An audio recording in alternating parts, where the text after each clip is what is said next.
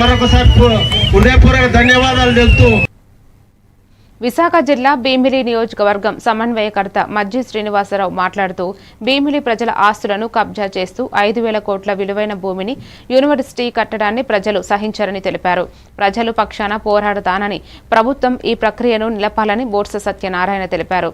అనంతరం ముఖ్యమంత్రి Chandrababu Naidu down down అంటూ నినాదాలతో వైసీపీ శ్రేణులు హోరెత్తించారు.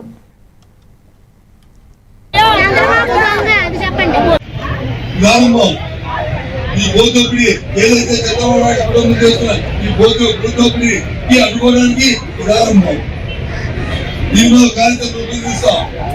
మన నాయకుడు చంద్రబాబు నాయుడు గారితో సంబంధించిన తర్వాత మళ్ళీ మాట్లాడుతున్న తర్వాత దీని కార్యక్రమం రూపొందిస్తాం.